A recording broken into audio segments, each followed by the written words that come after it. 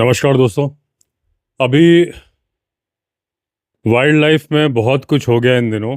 सबसे पहले तो हम चर्चा करते हैं दो अटैक्स के बारे में जिसमें इंसानों की जान चली गई, जो कि अलग अलग जानवरों ने किए। कहीं ना कहीं एक तरह का खतरा भी बन सकता है, तो मैं चाहता हूं कि मैं आपको उसके प्रति आगाह कर दूं। अभी लखीमपुर खीरी में एक आदमी का कंकाल मिला गन्ने के खेत में। 3 दिन पहले वो घर से सब्जी लेने का बोल के निकला था, उसके बाद गायब हो गया। कहीं कोई सुराग नहीं मिला। एक कंकाल मिला और वहाँ पे जो उसके कपड़े पड़े हुए थे उससे उसकी शिनाख्त हुई कि ये वो व्यक्ति था।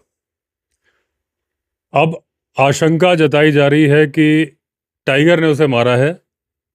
हालांकि अभी तक आसपास टाइगर के पगमार्क मिले नहीं हैं, लेकिन वहाँ से थोड़ी दूरी पर पहले कभी टाइगर ने एक नीलगाय मारी थी। तो ये आशंका जताई जा रही है कि टाइगर ने या उसके बाद दूसरे जंगली जानवरों ने पूरा शव खा लिया और ये 3 दिन के अंदर उसका ऐसा कंकाल मिला। पूरी संभावना ऐसा ही हुआ हो। अभी टाइगर के पगमार्क ढूंढे जा रहे हैं, लेकिन ये पता लगाना कोई मुश्किल काम नहीं है कि टाइगर ने मारा है या किसी और जीव जंतु ने मारा है। उसका तरीका है, हड्डियों पे निशान मिल जाते हैं। ऐसा नहीं कि कंकाल बचा है तो आप पता नहीं लगा सकते कि ये टाइगर ने मारा है कि नहीं मारा। टाइगर अपने किसी भी शिकार को मारता है तो उसका पता चल जाता है कि ये टाइगर ने मारा है कि लेपर्ड ने मारा है। पहले तो दो संभावनाएं जंगल में ये होती हैं, उसको बोलते हैं कैनाइन स्पेसिंग। कैनाइन दांत, जो नुकीले दांत हैं, उनके बीच का जो स्पेस है वो बता देता है कि ये टाइगर ने मारा है कि ये लेपर्ड ने मारा है। अगर तो लाश मिल जाती है तब खाने के तरीके और बहुत सारे पैटर्न हैं, लेकिन अगर लाश मिल जाती है तब। लाश नहीं मिलती है तो भी हड्डी में निशान होते हैं दांत के। टाइगर गर्दन तोड़ के मारता है, लेपर्ड जनरली गला चोक करके मारता है। अब यहाँ पे संभावना ये है कि हो सकता है दूसरे सियार वगैरह भी खा गए हो बाद में।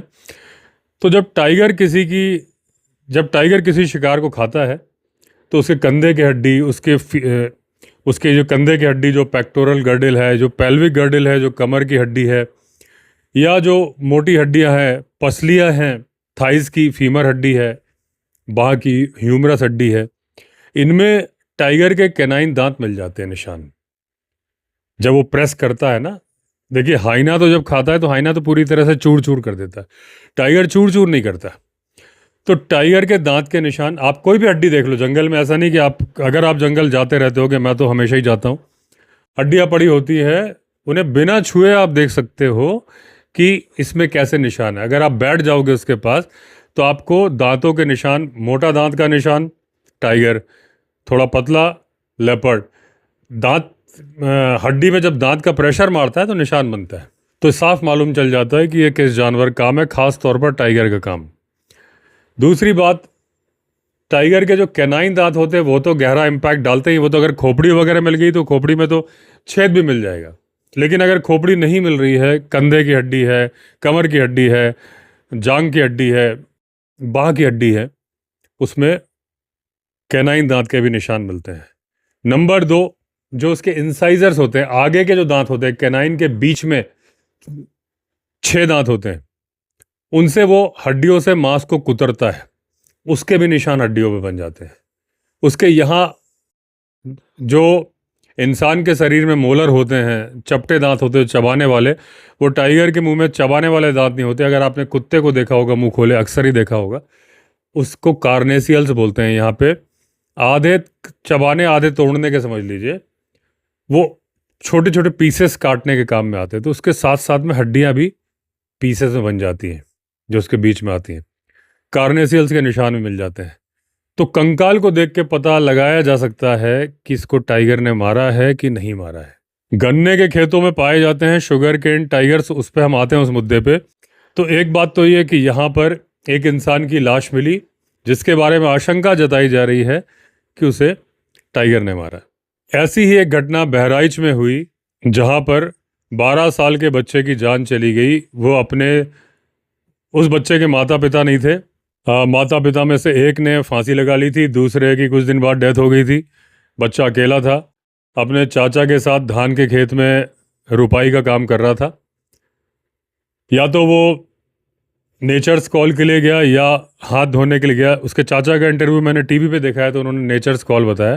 पहले न्यूज़पेपर में हाथ धोने के लिए लिखा हुआ था कि धान की रोपाई के बाद हाथ धोने गया, तो वहाँ पर मगर क्रोकोडाइल यानी कि मगरमच्छ बैठा हुआ था और उसने बच्चे को पानी में खींच लिया।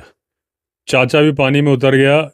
बताते हैं कि 7 मिनट तक इधर चाचा खींच रहा था, उधर बच्चे को मगर खींच रहा था। फाइनली उसने झटका मारा।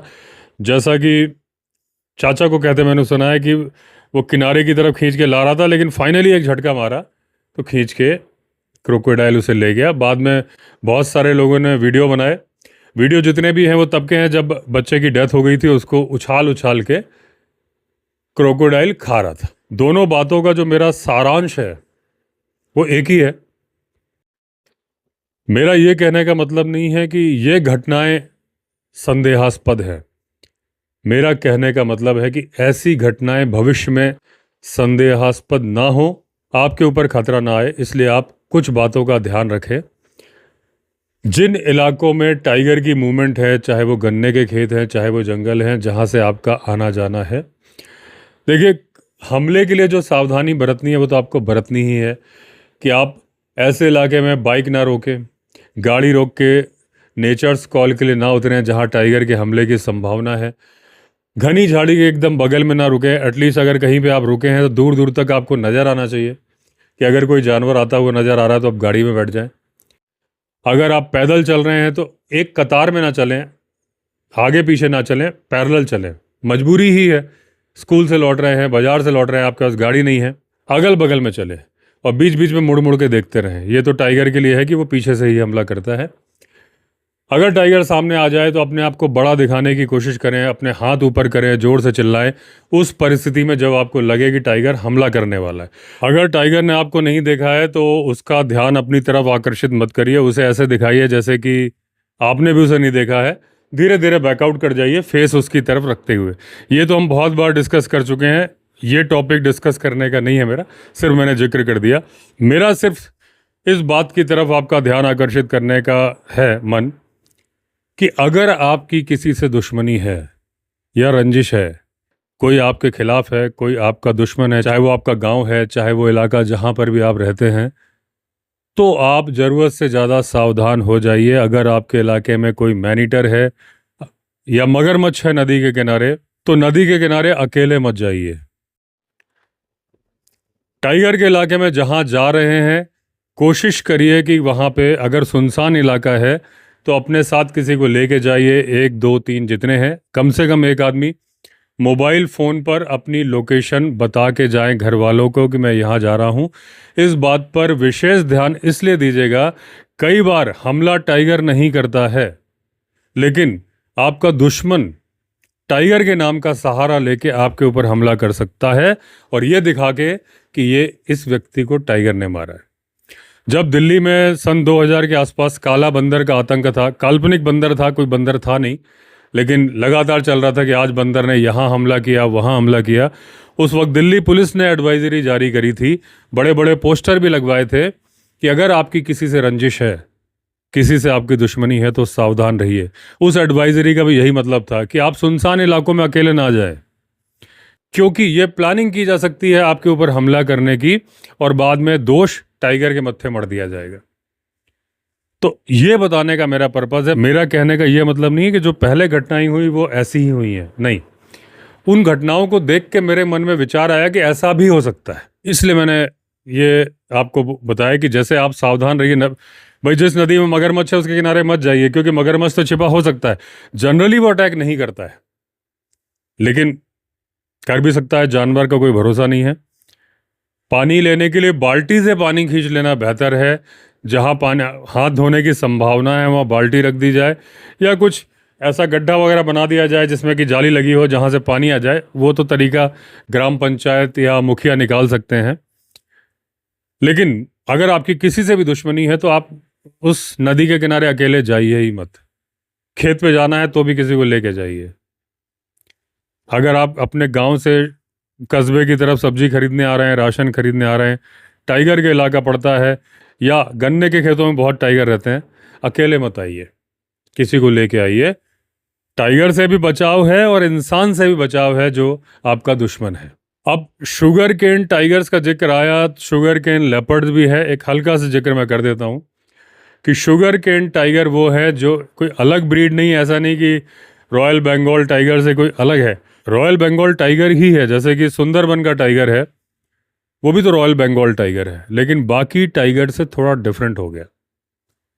उसने अपने आप को अडेप्ट कर लिया मार्शी लैंड, पानी में रहना, पानी में तैरना। पानी में तैरने की वजह से उसकी पूंछ थोड़ी ज़्यादा मोटी हो गई अपने बेस पे, आधार पे। सुमात्रन टाइगर है, वो रॉयल बंगाल टाइगर नहीं है, लेकिन उसने भी अपने आप को अडेप्ट कर लिया, थोड़ा छोटा हो गया। साइबेरियन टाइगर है, वो भी रॉयल बंगाल टाइगर नहीं है, लेकिन उसने अपना फर ज़्यादा मोटा कर लिया क्योंकि ठंडे इलाके में रहता है। उतना ज़्यादा बदलाव नहीं आया, लेकिन बहुत ही हल्के लेवल का बदलाव आया। रॉयल बंगाल टाइगर के अंदर एक और ब्रीड पैदा हो रही है, एक स्पीशीज़ पैदा हो रही है। स्पीशीज़ नहीं मतलब बोलने की भाषा में बोल रहा हूँ मैं, वो है शुगर केन टाइगर्स। बहुत ज़्यादा विवाद है इसमें, बहुत सारे लोग इस बात के खिलाफ है कि ऐसा कुछ नहीं होता, लेकिन प्रैक्टिकली देखें तो होता है। बहुत सारे टाइगर ऐसे हैं जो पैदा 4-4, 5-5 पीढ़ियों से पैदा ही गन्ने के खेतों में हुए। अगर आपको याद होगा कि पीलीभीत में एक टाइगरेस आ गई थी जो कि गुरुद्वारे की दीवार पर बैठी थी, भीड़ लगी थी। 3 साल पहले वीडियो वायरल हुआ था, लोग चारों तरफ भीड़ लगा खड़े, वो कहीं जा नहीं रही। उसको पकड़ा गया, जंगल में छोड़ दिया गया। कुछ दिन बाद उसी टाइगरेस की घटना हुई थी जो कि एक घर में चारपाई के नीचे आके बैठ गई, और जो चारपाई पर एक महिला सो रही थी, उसकी बकरी बगल में सो रही थी। वो उसने हाथ गया तो अपनी बकरी समझ के सहलाने लगी। उसको लगा कि बकरी सहला रही है। फिर उसने कहा बाल तो ज़्यादा हार्ड है, देखा तो वो टाइग्रेस थी। वो औरत भागी, टाइग्रेस ने कुछ नहीं किया उसको। 2-3 बार ऐसा हुआ, कई बार जब होने के बाद में फाइनली उसे पकड़ा गया और फिर उसे मेरे ख्याल से कानपुर जू में रखा गया। वो भी शुगर केन टाइग्रेस थी, जंगल में जाने के लिए तैयार नहीं थी। हालांकि ये भी हो सकता है कि वो कैनाइन डिस्टेंपर वायरस से पीड़ित रही हो, आंशिक असर रहा हो, लेकिन जो शुगर केन टाइगर होते हैं, शुगर केन लेपर्ड होते हैं, उन्हें आप कितना ही पकड़ लीजिए, उन्हें जंगल में छोड़ के आइए। जानवरों के अंदर एक प्रवृत्ति होती है, होमिंग बोलते हैं, घर वापसी की सहज प्रवृत्ति। आप कहीं छोड़ दीजिए, अपने घर वापस लौट आते हैं। कुछ जानवरों और पक्षियों में हजारों किलोमीटर की होती है, मैं पहले भी बता चुका हूँ। कबूतर में आप उसको कितनी दूर ले जाइए, छोड़ दीजिए। पुराने ज़माने में चिट्ठी पत्री ऐसी भेजी जाती थी, कबूतर के पैर में चिट्ठी बांध दी कैप्सूल बना के। अभी भी कई जगह आर्मी के इलाके में पकड़े जाते हैं कबूतर, उसके पैर में कैप्सूल बंधे होते हैं।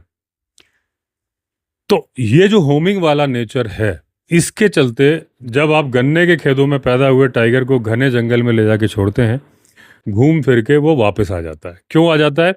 वहाँ उसका मुकाबला होता है शक्तिशाली टाइगर से, छिपने के लिए संभावनाएं कम होती हैं। कितना भी घना जंगल हो, इतना घना नहीं होता कि वो दिखे नहीं। घात लगाने के लिए मेहनत करनी पड़ती है, डियर भी सावधान होता है। गन्ने के खेत बहुत ज़्यादा घने होते हैं, घात लगाने में जरा भी मेहनत नहीं करनी पड़ती। क्यों? क्योंकि यहाँ मिलती है बकरी, यहाँ मिलती है मुर्गी, यहाँ मिलती है गाय, कुत्ते। गन्ने के खेत से बाहर गर्दन निकालनी है, देखना है हाँ भाई क्या मामला है, बगल में धान के खेत है, मेड़ मेड़ छुपते छुपते जाना है, एक झपट्टा मारना है, उसको लेके वापस गन्ने के खेत के अंदर चला जाना है। वो जो नर कंकाल मिला, उस बात की संभावना है कि अगर टाइगर ने उसको ऐसे ही खेत के आसपास कहीं पकड़ा तो वो ऐसे ही ले गया होगा। हालांकि वो व्यक्ति सब्जी लेने गया था, तो गन्ने के खेत के पास से रास्ता हो वो मुझे एग्जैक्टली मालूम नहीं है। हो सकता है गन्ने के खेतों के बीच से ही रास्ता निकलता हो उसका।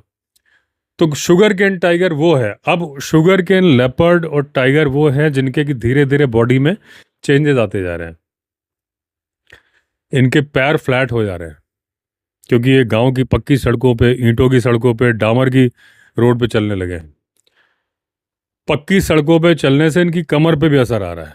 लोग बोलते हैं कि जंगल के पास में गन्ने के खेत मत लगाओ, जंगल से निकल के शेल्टर ले लेता है टाइगर और इंसान की जान का दुश्मन बन जाता है, दूसरी फसल उगाओ। अगर इस बात की संभावना है, आप कर सकते हैं तो कोई दिक्कत नहीं करने में। लेकिन अगर आपको लगता है नहीं गन्ना ही उगाना हमारे लिए आसान है, तो उसका सोल्यूशन है कि उस गन्ने के खेत को आप सोलर फेंसिंग से कवर कर दीजिए।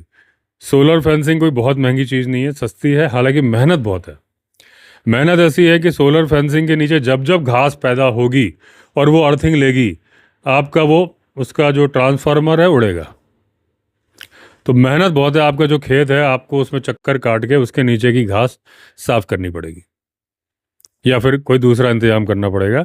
एक केमिकल आता है, उसका छिड़काव आप सोलर फेंसिंग के चारों तरफ, वो पंप मशीन आती है जिससे हाथ से ऐसे कर करके, या इलेक्ट्रॉनिक भी आती है, उससे वो केमिकल अगर आप डाल देंगे तो घास वो मरी रहेगी। वहाँ की घास की रोकथाम आपको करनी पड़ेगी अगर आप चाहते हैं कि सोलर फेंसिंग चलती रहे।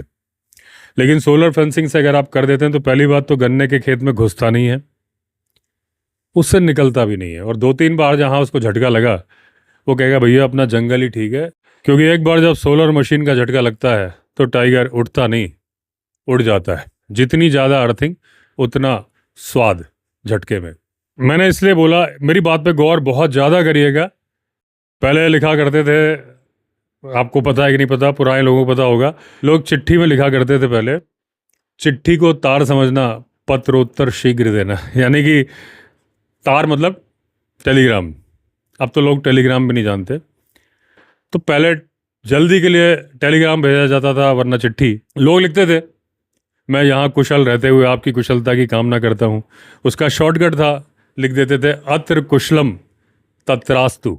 इससे मुझे एक फ़नी बात याद आ गई। मैं भी अपने दोस्तों को इतनी चिट्ठी लिखता था, रिलेटिव्स को भी लिखता था। चिट्ठी लिखने का बहुत शौक था, उस टाइम तो बड़ा क्रेज़ होता था। लेटर बॉक्स होता था, उसमें पोस्टमैन दिख जाए। इवन सरकारी बंगलों में बाहर होता था हमारे, लेकिन एक आध बार हमें फ्लैट पे रहने का मौका मिला भोपाल में, गीतांजलि कॉम्प्लेक्स में। मेरे पापा की पोस्टिंग जब नर्मदा वैली डेवलपमेंट अथॉरिटी में थी, नर्मदा घाटी विकास प्राधिकरण में, वो डिप्टी डायरेक्टर थे। वहाँ फ्लैट मिला था, सेकंड फ्लोर था हमारा, 19/5 गीतांजलि कॉम्प्लेक्स, मुझे याद है। तो लेटर बॉक्स, पोस्टमैन तो ऊपर चढ़ेगा नहीं, वो कहाँ तक चढ़ेगा, तो लिफ्ट भी नहीं थी। तो हर फ्लैट का सीढ़ियों के पास एक लेटर बॉक्स लगता था, उसमें फ्लैट नंबर और नाम लिखा होता था। उसमें एक ताला लगा देते थे, नंबर वाला ताला, कि बार बार चाबी का कौन झंझट पालेगा। तो नंबर लॉक होता था ना, कि नंबर का कोड हमें फैमिली वालों को पता है, वो मैच कराओ, खोल लो।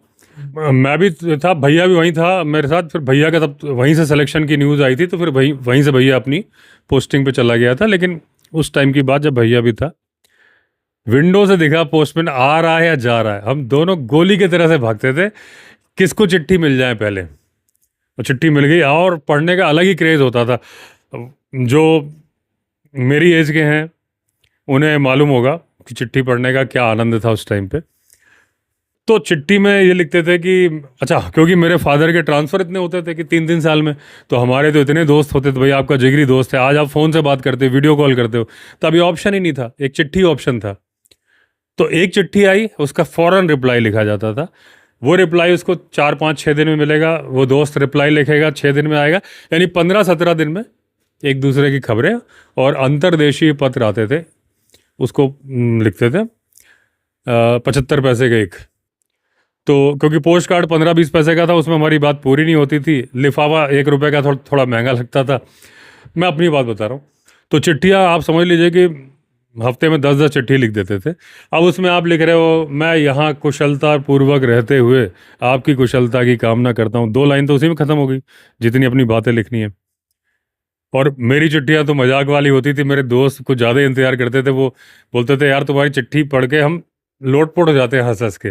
मैं 2-4 डायलॉग ऐसे सब लिख देता था, कुछ मेरे दोस्त भी लिखते थे।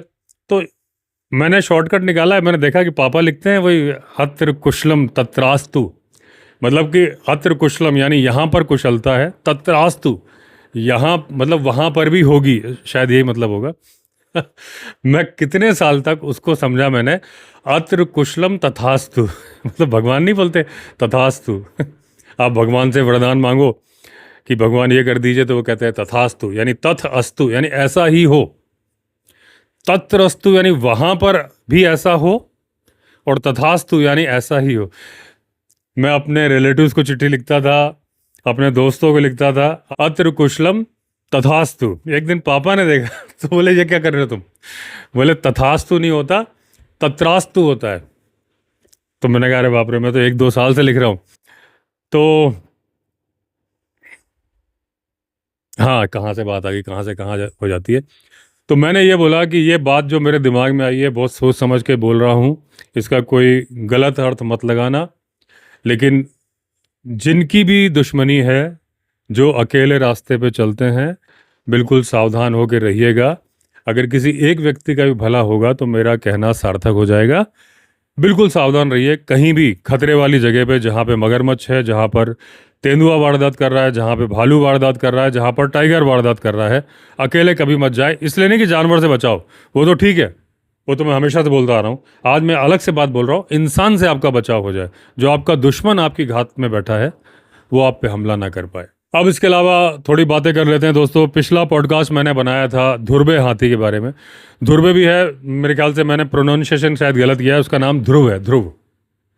इंग्लिश में लिख रहे हैं DHURBE, लेकिन नेपाली लैंग्वेज में है ना ध्रुव, ध्रुवे, ध्रुवे ये है। तो मैंने बताया था कि एक व्यक्ति जिसके कि माता पिता की भी जान ध्रुव या ध्रुवे हाथी ने ली थी, वो 2 नदी पार करके दूर चला गया था। अभी एक उसकी बहू और उसके पोते की जान भी ध्रुवे हाथी या ध्रुव हाथी ने ले ली।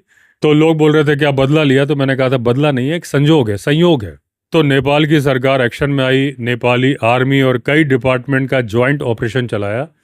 उसकी लोकेशन मालूम चली, वहाँ टीमें पहुंची, टारगेट लिया, ट्रैंकुलाइजर डार्ट मारा, ट्रैंकुलाइज कर दिया और ध्रुवे हाथी यानी कि ध्रुव हाथी के गले में रेडियो कॉलर लगा दिया और दूसरा उसके दांत काट दिए। अब दांत काटने का क्या मतलब है, अगर आपको याद हो, मैंने बहुत पहले एक डॉक्यूमेंट्री बनाई थी, नरेंद्र हत्यारा हाथी। ऋषिकेश में एक हाथी था 2010-11 के आसपास, जो कि लोगों पे छिप के हमला करता था नरेंद्र नगर रोड पे, इसलिए उसका नाम रख दिया था नरेंद्र। बाद में उसको पकड़ लिया गया था, आसाम से आए स्पेशलिस्ट को कई टीम लगी थी। जब उसको पकड़ लिया था तो उसके भी दांत काट दिए गए थे और दांत काटने के बाद उसे ट्रांसलोकेट करके मोतीचूर रेंज में छोड़ दिया गया था। चमत्कारिक प्रभाव हुआ था, मोतीचूर रेंज में जाके वो हाथी रोग एलिफेंट यानी दुष्ट हाथी से नॉर्मल हाथी बन गया था, नॉर्मल जिंदगी जीने लगा। तभी मैंने एक अचानक बोला था उसी डॉक्यूमेंट्री में, बिना स्क्रिप्ट, तब मैं छोटी छोटी स्क्रिप्टेड डॉक्यूमेंट्री बनाता था, सामने स्क्रिप्ट रख के ऑडियो रिकॉर्डिंग करता था, माइक से नहीं मोबाइल से, और उसमें इमेज लगा के डॉक्यूमेंट्री बनाता था। तो उसमें मेरी स्क्रिप्ट खत्म हो गई थी कि मैंने कहा कि अब मोतीचूर रेंज में नरेंद्र हाथी शांति के साथ रह रहा है। यहाँ मेरी स्क्रिप्ट खत्म हो गई। उसके बाद अचानक मैंने बोला कि शांति किसी हथनी का नाम नहीं है। वही आजकल मैं अपने कई वीडियो में बोलता हूँ, मेरे पुराने सब्सक्राइबर इस बात को जानते हैं। तो उस नरेंद्र हाथी के भी दांत काटे गए थे। दांत काटने का मतलब ये नहीं होता कि दांत दोबारा उगेंगे नहीं। इस ध्रुवे या ध्रुव के भी काट दिए गए। देखिए, दांत काटने की जगह होती है। दांत अगर जड़ से या जड़ के पास से काटा जाएगा, टस्क, तो वो दोबारा नहीं उगेगा। उसके अंदर एक पतली सी नली होती है, डेंटाइन से बना हुआ दांत होता है। अगर उसके बाद का यानी जहाँ का दांत है, दांत सेंटर से काटा जाए या सेंटर के आगे से, तो वो ग्रो करता रहता है, डिपेंड करता है। कई कई हाथी में तो वो 6-6 इंच बढ़ जाता है 1 साल में, किसी में 3 इंच, किसी में 4 इंच। जिनके नहीं काटे जाते उनके भी दांत घिसते रहते हैं और वो ग्रो करते रहते हैं, लेकिन घिसना कम होता है, ग्रो ज़्यादा करते हैं। तो आप देखते हो कई हाथियों के दांत बहुत बड़े हो जाते हैं, ज़मीन छूने लगते हैं। वो अलग अलग की अलग अलग ग्रोथ है। किसी आदमी की दाढ़ी ज़्यादा बढ़ती है, किसी की कम बढ़ती है। अगर मैं आपको बताऊं, मैं शेव सुबह करूंगा, शाम को वीडियो बनाऊंगा तो मेरी हल्की सी दाढ़ी आ जाती है, किसी की अगले दिन भी नहीं आती, किसी की हो सकता है दोपहर में ही हल्की आ जाती हो। वो ग्रोथ पे डिपेंड करता है। हाथी के दांत जो काट दिए, उसको उसके ऊपर कोई अत्याचार नहीं किया, वो दांत दोबारा ग्रो कर जाएंगे। आप काटे क्यों जब ग्रो कर जाएंगे? वो इसलिए काटे कि उसका कॉन्फिडेंस लूज हो जाता है। एक आदमी जो बंदूक लेके चलता है इधर उधर, बड़ी धमकी के अंदाज में चलता है कि मेरे पास बंदूक है, रिवॉल्वर है, रिवॉल्वर खोंच रखी है या राइफल टांग रखी है, बेवजह लोगों को गर्मी दिखाता है, उसकी रिवॉल्वर छीन लो, आप राइफल छीन लो, फिर वो चलेगा सड़क पे, गर्मी दिखाएगा? नहीं दिखाएगा। उसकी गर्मी तो राइफल और रिवॉल्वर से थी ना। फिर जब गर्मी दिखाएगा कोई दो लगा देगा उसको, फिर वो लोगों से हाथ जोड़ा, अरे भाई साहब ओके सॉरी भाई साहब गलती होगी, सॉरी बोल देगा, क्योंकि उसका पावर तो चला गया ना। पावर आते आते 1 से 2 साल लगेगा, तब तक में वो जिंदगी के सबक सीख लेगा। यही हाथी के साथ होता है। जब वो उसके दांत कट जाते हैं तो जिस दांत की वो तलवारें थी, अगर दूसरा भी पावरफुल हाथी है, मान लीजिए जंगल में एक मखना हाथी से उसकी मुलाकात होती है, मखना कहता है यार रहने दे यार, पिछली बार भी इसने पेट में कुचड़ दिया था, हमारे कॉलेज स्कूल में उसको बोलते थे पहना दिया था। जब गुंडागर्दी होती थी तो बोलते थे यार उससे पंगा नहीं लेना, वो पहना देता है, चाकू मार देता है। तो हाथी बोलता है यार ये पहना देता है, लेकिन अच्छा इसके दांत कटे, आ बेटा तूने मेरे को दांत मारा था आज। पावर में तो ये ज्यादा था ना, वो तो उसके दांतों से डर रहा था, एक धक्का मारेगा वो गिरेगा। तो इसकी ये इंसान दूसरे हाथियों की इज्जत करना सीख जाएगा, जिंदगी के सबक सीख जाएगा। जब तक दोबारा ग्रो करेंगे दांत, तब तक में इसको सद्बुद्धि आ जाएगी। ये तरीका है, इसलिए काटे जाते हैं रोग एलिफेंट के। कई बार बचाव के लिए काट देते हैं कि इसकी, हालांकि वो हमारे यहाँ नहीं होता, कि इसका शिकार पोचर शिकार ना कर ले। गेंडों के लिए भी जो प्राइवेट गेम रेंचेस होते हैं, हमारे यहाँ तो देखिए सब सरकार के अधीन है, नियम से चलता है, लेकिन अफ्रीका वगैरह जैसे देशों में बहुत सारे प्राइवेट गेम रेंचेस होते हैं जहाँ पर उनके नियम चलते हैं। वो जैसे उनके जानवर है, वो चाहे तो ट्रॉफी हंटिंग की परमिशन दे दे, आपसे पैसा ले 1 करोड़ रुपए, जाओ भाई आपको 2 लायन मारने की परमिशन दी, मार दो, खाल ले जाओ, सिर ले जाओ। उन्होंने प्राइवेट रेंजर्स रखे होते हैं गश्त, लेकिन पोचर्स भी होते हैं। जब सरकार सुरक्षा नहीं कर पाती जंगल की, तो प्राइवेट वाले कितना कर पाएंगे, तो उनके यहाँ पोचिंग हो जाती है। तो उसका इलाज वो क्या करते हैं, राइनो के केस में करते हैं, राइनो के दांत को वो ट्रिम कर देते हैं। ट्रिम मतलब वो जो हमारी टाइल कटर नहीं होता, जैसे टाइल कटिंग वाली गोल गोल मशीन होती है, ऐसे से काट के उसका दांत अलग कर लिया। प्राइवेट गेम रेंच वाले हैं वो उसको बेच भी देते होंगे, उनका तो पूरी प्रॉपर्टी है। लेकिन उनका ये होता है कि अब अगर कोई पोचर आएगा तो वो इसको नहीं मारेगा। मारेगा क्यों, जिस बात के लिए मारना था वो तो खत्म हो गया। मान लो कोई सोने के गहने लेके आदमी, कोई महिला सोने के गहने पहन के जा रही है, वो अपने गहने कहीं छिपा दे, तो जो आदमी, जो डाकू गहनों के चक्कर में आएगा, वो तो नहीं मारेगा ना उसे। तो ऐसे ही ट्रिम कर देते हैं उसके, जड़ से नहीं काटते हैं, ऊपर ऊपर से प्राइवेट वाले। ऐसा नहीं कि हमारे यहाँ करते हैं, हमारे यहाँ नहीं करते, हमारे यहाँ मतलब इंडिया में। राइनो को जब ट्रिम कर देते हैं तो भाई शिकारी शिकार नहीं करेगा ऐसा लोगों को सोचना है, लेकिन कुछ शिकारी परले दर्जे के राक्षस होते हैं, वो जो जड़ होती है ना, जरा सा उसमें थोड़ा सा जो बच जाता है, क्योंकि जो हाथी के दांत होते हैं वो डेंटिन के बने होते हैं, लेकिन जो राइनो के सींग होते हैं वो केराटिन के बने होते हैं, जिससे हमारे नाखून बने होते हैं या बाल बने होते हैं। तो नाखून आप काटते हो तो आपको दर्द होता है? नहीं होता, लेकिन क्योंकि आप उसका बाहरी हिस्सा काटते हो, जिंदा नाखून काट के देख लो, दर्द हो जाएगा। तो वो भी जब ट्रिम करते हैं इस बात का ध्यान रखते हैं कि वो उसकी जड़ में ना चले जाएं। प्राइवेट गेम रेंच के मालिक हैं वो, उनकी जानवर तो उन्हीं का है ना, लेकिन शिकारी को कोई लेना देना नहीं। वो सोचता भाई तूने ट्रिम कर लिया, दांत तो तूने निकाल लिए, चल, तो वो उसको मार देते हैं। और जितनी जड़ बचती है ये एक्चुअली हाथ हाथी दांत का प्रयोग होता है गहने बनाने में, और गेंडे के जो सींग का प्रयोग होता है दवाइयों में होता है। घिस घिस के उसका जो चाइनीज ट्रेडिशनल मेडिसिन या इस तरह की जो होती हैं, उसमें माना जाता है कि इसका सींग डाल दोगे तो बहुत ज़्यादा बीमारियों का इलाज, मतलब जो भी मिथ हैं। तो वो सोचते हैं जितना मिला, कुछ नहीं मिलने से अच्छा कुछ मिले, तो उस जरा से के लिए भी मार देते हैं। लेकिन फिर भी संभावना कम हो जाती है कि वो गेंडा बच जाए। हालांकि शिकारी इतने बेपरवाह होते हैं कि वो इसलिए मार देते हैं कि वो बार बार जो गेंडे को ट्रैक कर रहे हैं उसमें ये गेंडा बार बार ना गिन लिया जाए कि भाई इसका सींग कट गया, चल इसको ख़त्म करो, हमारे किसी काम का नहीं रहा। गेंडे का तो ऐसे ही जिक्र आ गया, बात यहाँ हाथी की चल रही थी, तो गेंडे की ट्रिमिंग इसलिए कर देते हैं कि भाई उसका बचाव हो जाए। हाथी के भी दांत इसलिए भी काटे जाते थे कि भाई जहाँ से काटे जा सकते हैं, जहाँ से उसकी ग्रोथ पे फ़र्क नहीं पड़ता, जहाँ से काटते वक्त हाथी को दर्द नहीं होता। अभी रिसेंटली दुधवा नेशनल पार्क में 4 हाथी जो टस्कर है, कुमकी एलिफेंट टाइप के होते हैं ना, जो सरकारी होते हैं, जो टस्कर्स को कंट्रोल करने के काम में आते हैं। कई बार मैन ईटर, जैसे लखनऊ में रहमान खेड़ा में बाघ था, तो जो हाथी आए थे वो दुधवा नेशनल पार्क से आए थे, वही ट्रेंड हाथी होते, तो वो तो फीमेल होती हैं। कई फीमेल के भी टस्क होते हैं। दुधवा में एक गंगा कली नाम की हथनी है जिसके कि बड़े बड़े टस्क हैं। मैंने अपने व्लॉग में दिखाया था। अब आपके मन में सवाल आ सकता है कि भाई फीमेल के कैसे टस्क हैं। वैसे ही है, कई बार लेडीज़ की दाढ़ी आ जाती है, कई की हार्मोन लेवल ऊपर नीचे हो जाता है, वैसे ही है कि उसके टस्क आ जाते हैं। अफ्रीकन एलिफेंट में तो फीमेल के भी टस्क होते हैं। हाथी के मेल के ज़्यादा बड़े होते हैं, फीमेल के होते हैं थोड़े छोटे होते हैं। हमारे यहाँ भी होते हैं, टशेस बोलते हैं, वो बिल्कुल मुंह के दिखते नहीं है, मुंह के बाहर। अफ्रीकन एलिफेंट में दिखते हैं इतने, मेल के इतने बड़े होते हैं। तो वो हार्मोन के चक्कर में होता है। तो कई बार एशियन एलिफेंट में भी फीमेल हथनी के टस्क होते हैं। तो सरकारी एलिफेंट के टस्क कभी ट्रिम किए गए, सरकार उच्च अधिकारियों से परमिशन लेके। क्यों किए गए?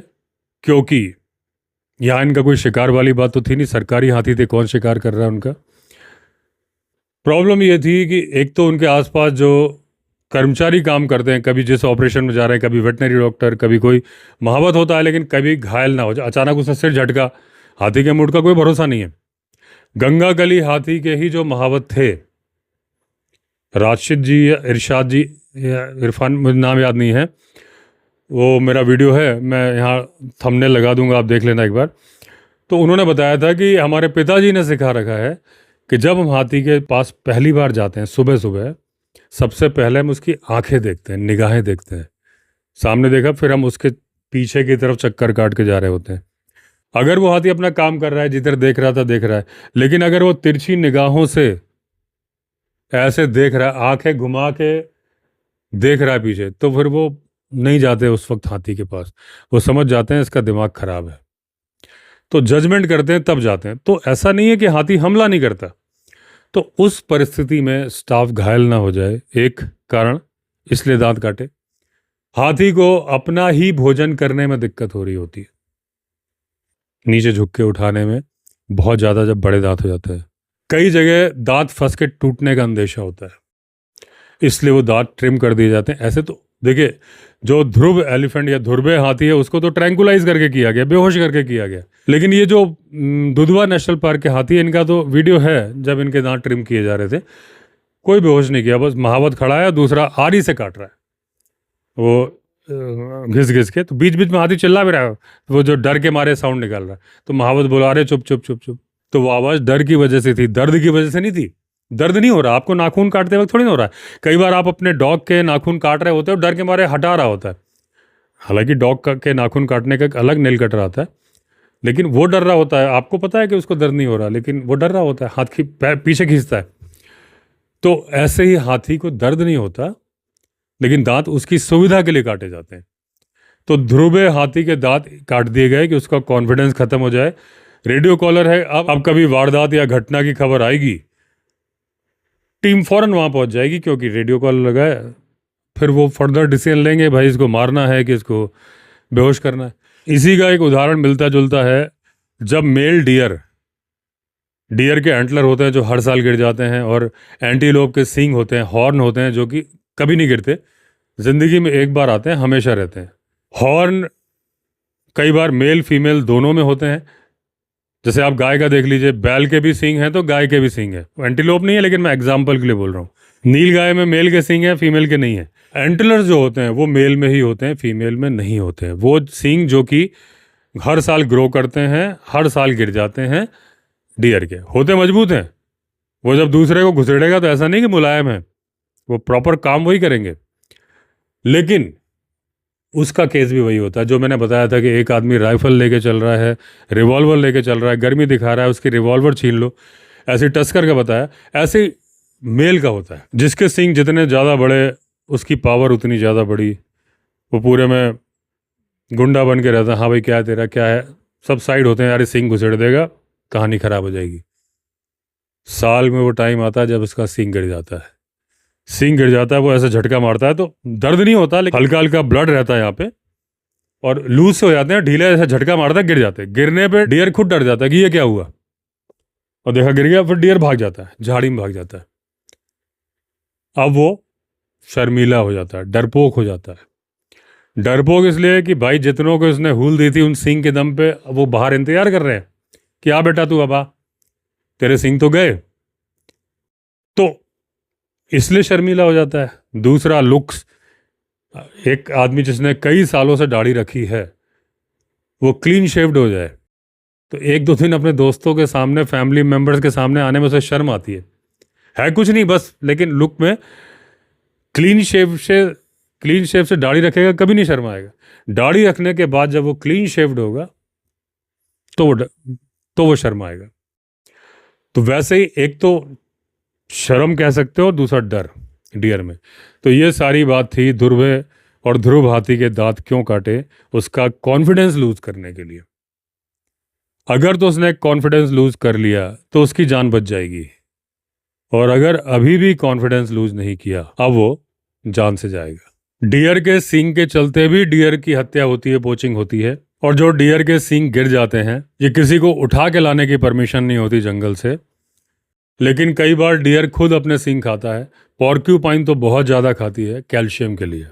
पोचिंग, अभी नक्सलाइट का मूवमेंट था, अब तो नक्सलाइट ख़त्म हो गए।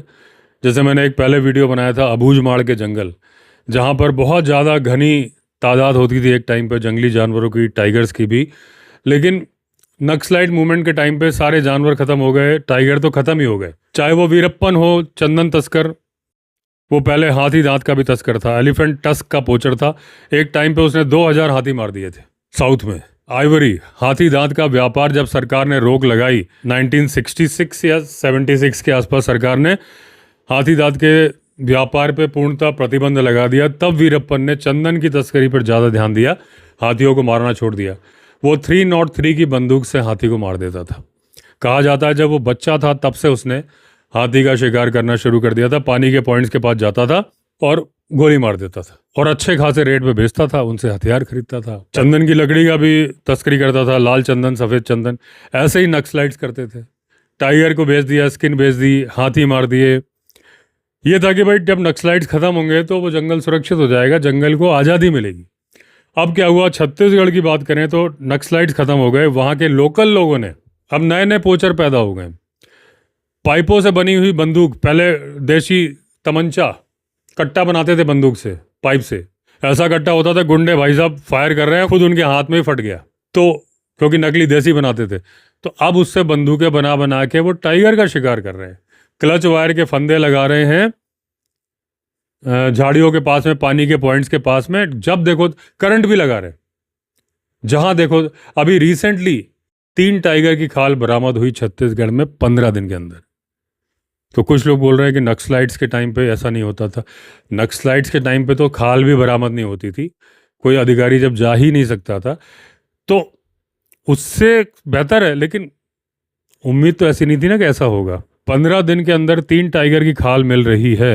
ये तो वो है जो मिली, और जो नहीं मिली उसका क्या हो सकता है, और भी शिकार हुए हो। हाँ, करंट लगाने के चक्कर में खुद करंट खा के आदमी मर जा रहे हैं, दूसरे शिकारी। सारे अलग अलग गिरोह हैं, एक ने फंदा वहां लगाया, कोई आपस में इनका तालमेल तो है नहीं, दूसरा गया चिपक गया। जिम कॉर्बेट, मैंने एक शॉर्ट वीडियो बनाया था इस बारे में कि जिम कॉर्बेट इसीलिए बोला करते थे कि मैं जंगल में शिकार करने तब जाऊंगा मैन ईटर को मारने, पहले उन लोगों को हटाओ, उन शिकारियों को हटाओ जिन्हें आपने शिकार करने की परमिशन दी है। कारण यही था कि पता चला कि ये जा रहे हैं, इनकी आहट हुई, उधर से दूसरे शिकारी ने गोली चला दी, गोली लग गई कॉर्बेट साहब को, तो उनका था दूसरे शिकारी हटाओ। लेकिन इस बात पर रोकथाम लगनी चाहिए। फंदे की बात बता रहा हूँ, पानी के पॉइंट पे टाइगर को मारने के फंदे लगा रहे हैं क्लच वायर से। आप कल्पना करो, छत्तीसगढ़ में ही भालू को मारने के लिए फंदे कहाँ लगा रहे होंगे, कटहल के पेड़ के ऊपर। कटहल भालू को इतना प्रिय है जितना एक इंसान के बच्चे को चॉकलेट है। अभी रिसेंटली हुआ, पेड़ पे भालू चढ़ा, कटहल खा रहा था, नीचे कटहल पड़े थे, फंदे में फंस गया जिंदा। खबर लगी, फॉरेस्ट की टीम आई, डांट मारा, बेहोश किया, लोग चढ़े, फंदा काटा, नीचे जाल लगाया, उसको कैच किया, एंटीडोट दिया, दूर से देखते रहे, वो ठीक हुआ, जंगल में भाग गया। इस भालू की तो किस्मत अच्छी थी इसलिए बच गया। तो आप दिमाग देखिए शिकारियों का, कि उन्हें पता है कि भालू की कटहल के पेड़ पे भालू आएगा, तो वहाँ ऊपर फंदा लगा रहे हैं। और लास्ट में दोस्तों एक खुशखबरी की कल खबर आई है, उत्तराखंड के सीएम साहब हैं धामी जी, उन्होंने घोषणा की है कि जो 7 मोड़ का जो जंगल था ऋषिकेश देहरादून मार्ग पर, जिसको कि सिंगल लेन से डबल लेन किया जा रहा था, यानी कि डबल लेन से 4 लेन किया जा रहा था, उसके लिए पेड़ काटे जा रहे थे। उसके लिए मैं गया था, मैं देहरादून जा रहा था, रास्ते में रुक के मैंने वो पेड़ भी दिखाए थे जिसमें येलो येलो निशान बनाए गए थे, और जो पेड़ गिरे पड़े थे और जो लोग प्रोटेस्ट कर रहे थे वो भी दिखाया था। और कुछ शॉर्ट वीडियो और इंस्टाग्राम की रील बनाई थी, वो भी, उनमें बहुत सारे व्यू हैं। तो कल उसमें सीएम साहब ने बोला कि ये काम अभी रोक दिया जाएगा, आपसी सहमति बनाई जाएगी, जनता से विचार विमर्श के बाद फैसला लिया जाएगा। तो उम्मीद है कि ये इलेक्शन के बाद फैसला हो या इलेक्शन के पहले हो, सही सलाह मशवरा होना चाहिए। और इसके एक मैंने सोल्यूशन रील में भी दिया था, थोड़ा महंगा सोल्यूशन है लेकिन बढ़िया सोल्यूशन है, कि जिस तरह से शहरों में मेट्रो ट्रेन बनती है कि रोड के बीचों बीच में जरा सी जगह में पिलर खड़ा हो जाता है, ऊपर चौड़ी मेट्रो की बन जाती है, डबल लेन बन जाती है। ऐसे ही पिलर खड़े करके नीचे भी सड़क ऊपर भी सड़क, और जब नई जगह बना रहे हो तो नीचे सड़क की जरूरत नहीं, सिर्फ पिलर डाल दो, ऊपर सड़क। महंगा बहुत है, लेकिन इस वाले केस की बात करो, यहां तो सड़क ऑलरेडी चल रही है, इसके चौड़ीकरण की जरूरत है। तो यहां पर ये मेट्रो वाली स्कीम कम ऊंचाई की जा सकती है। जंगल में जब आप करोगे तब तो आपको इतनी ऊंचाई तो रखनी पड़ेगी ना जितने वहां पेड़ हैं। अगर साल के पेड़ हैं तो आपको 30-40 फीट की ऊंचाई रखनी पड़ेगी, लेकिन सड़क पे नहीं रखनी पड़ेगी। सड़क पे जो मैक्सिमम परमिटेड हाइट वाले व्हीकल चलते हैं, ट्रक, कंटेनर, उसके ऊपर की हाइट पे उसी सड़क पे पिलर डाल के आप एक दूसरी सड़क डाल सकते हो बिना जंगल काटे। खर्चा भी कम है क्योंकि ज़्यादा ऊंचा करना ही नहीं है। दोनों तरफ पिलर भी डाल सकते हो रोड के बीच में, जैसी मर्जी, बीच में भी डाल सकते हो, तो डिवाइडर हो गया, आने जाने का हो गया, ऊपर भी आने जाने का हो गया। अगर आप चाहते हो कि नीचे केवल जाने जाने की रोड रखनी है, ऊपर आने आने की रखनी है, तो दोनों तरफ एक पिलर इधर डाला, एक इधर डाला, बीच में रोड, नीचे भी रोड चल रही है, ऊपर भी चल रही है। वो कम खर्चे में हो जाएगा। सेंट्रल गवर्नमेंट की स्कीम है, स्टेट गवर्नमेंट की नहीं है, तो पैसे की ऐसी कमी नहीं है। लेकिन वो जो जंगल हैं, वो जो ऑक्सीजन देंगे और वो जो जानवरों को शेल्टर देंगे, उसकी कीमत देखोगे तो वो अनमोल है। उसके कंपैरिजन में ये तरीका ठीक है। कम खर्चे में करना है तो सड़क के ऊपर डाल दो दूसरी सड़क, ज़्यादा खर्चे में करना है तो फिर ऊंची डाल दो। ये आम जनता के हमारी सलाह है, बाकी बड़े बड़े एक्सपर्ट्स बैठे हैं तो कुछ ना कुछ विचार करेंगे। तो चलिए, काफ़ी बातें हो गई, फिर मिलेंगे नए पॉडकास्ट में। अगर आपने चैनल सब्सक्राइब नहीं किया तो चैनल सब्सक्राइब कर दीजिए। तब तक के लिए all the best. Vande Mataram.